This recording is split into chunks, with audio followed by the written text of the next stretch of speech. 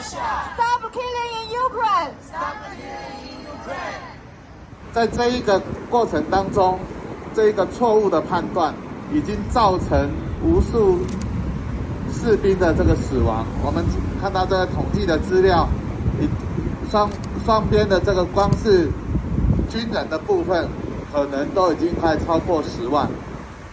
那乌克兰的平民，据联合国的统计，已经超过8000，已经在这个战火当中身亡。我们也看到这个新闻的画面，无数的家园被摧毁，甚至在避难的这些教堂、体育馆，俄军仍然无情的轰炸。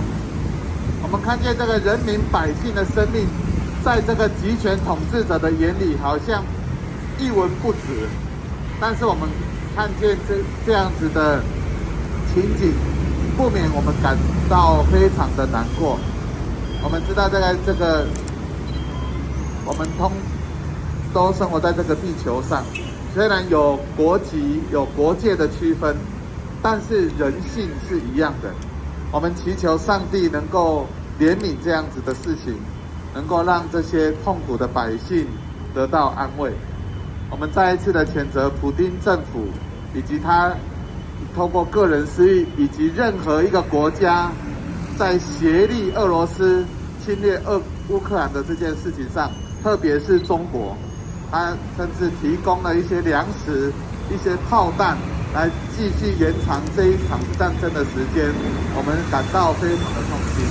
我想台湾许许多多的 NGO 团体以及外交部都做了许多的人道的协助，但是如果战争不结束，侵略不结束，这些苦难、这些人道救援的需求会一直不断的增加。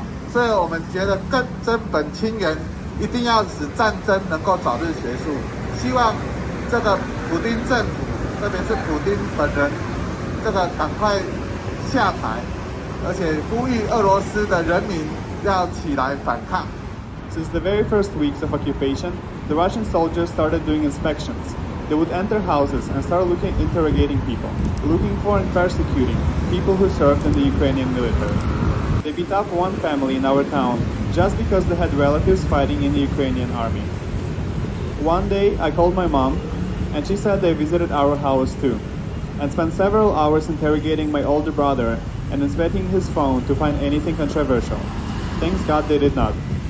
When Ukrainian volunteers and government tried to supply the occupied territories with food and medicine, the Russians would turn away the supply trucks, or they would simply rob them and take all the food to themselves. There was a moment when my grandmother, sick with diabetes, had medicine left only for one more week, and we had to ask a family friend living in Ukraine-controlled area to drive into the occupied territory to bring the medicine for my grandma. During the occupation, all normal life was disrupted. Supermarkets were closed, only small convenience would work and selling a limited selection of food. Many people were left without jobs, including my father. Russian soldiers violated all human rights they could, and there was little hesitation in doing so. Last November, our town got liberated, and the Russians fled. However, before they left, they intentionally destroyed all of our region's electricity grid, as well as heating and water supply infrastructure. There was no strategic purpose to it, but to make the lives of innocent civilians worse. During that time, I did not hear from my parents for 3 weeks. For 3 weeks, they lived without electricity, water, or heating. When I finally heard back from them, this is something very powerful that resembles how most Ukrainians feel about the war. They said, "We would much rather live without electricity, water, and heating than to live under Russian control." I was relieved when my town got liberated from the filthy Russian occupants. However, nowadays they launch missiles at the cities in the region daily.